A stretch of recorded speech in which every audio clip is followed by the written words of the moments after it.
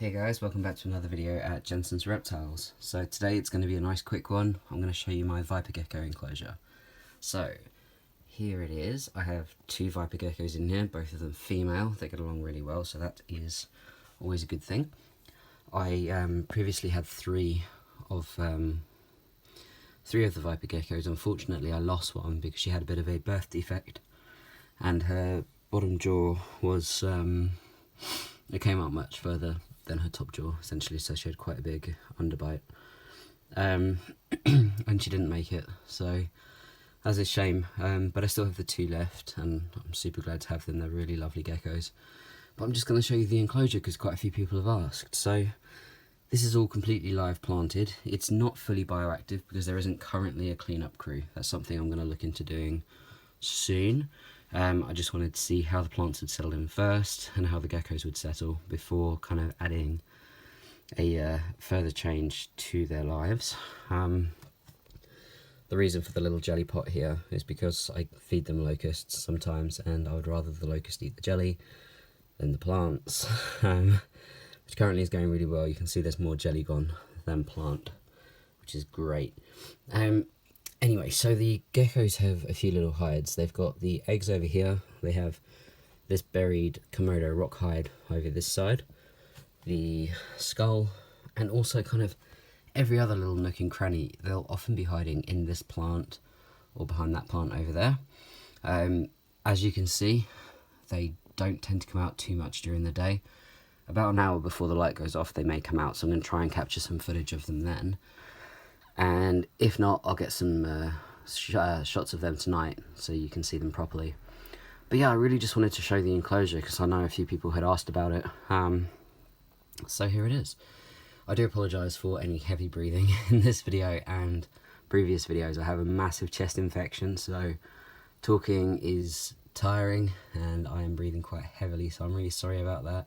I'm sure it's not the nicest audio to listen to, but that's what's happening, so there we go. So the way this enclosure is heated is a bit of a trial and error at the moment. In fact, it's actually just a trial, nothing's gone wrong. So up here, I'll just see if I can get that for you, is a Arcadia mini kit bulb. That is their UV source. Now that also heats the enclosure really, really nicely.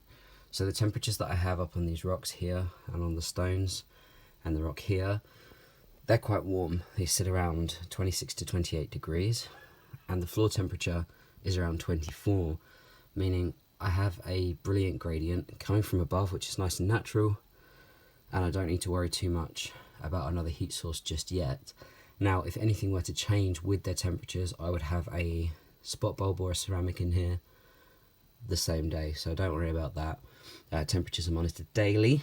So that's the enclosure. If you've got any questions about the setup itself, do let me know. Actually, I know loads of you are going to ask about the substrate, so let's get that covered first. It is a sand soil mix with some clay in there as well. So you see these red parts over here. That's actually Zoomed excavator clay.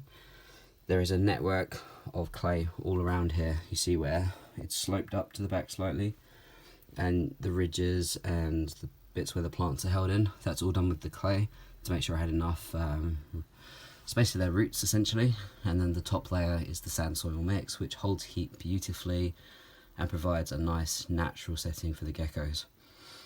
But yeah, I'll get some clips of the geckos in just a moment and maybe even catch a clip of them feeding if I can. So it's a little bit later on in the evening. I've just put some food in for these guys and they are currently basking on their little rock. So all day long the light is making this rock nice and warm, and then they come out and sit on it just before the light goes off and then stay on it for a little while it's nice and hot. So they're both just chilling at the moment. So the one at the front here is Banzai, and this is Shenzi over at the back.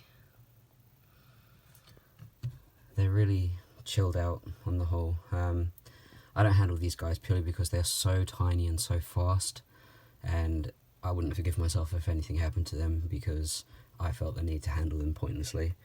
That being said, they are and can be just as tame as the tamest of leopard geckos, so definitely can be handled. just with these two. As I said, they're really quick, and I'm not in the best room to be handling them. There's lots of places for them to run, hide and fall off, so I just leave them be. But yeah, so that's my Viper geckos. If you guys have any questions about them or about the setup, do let me know, and I'll catch up with you all soon.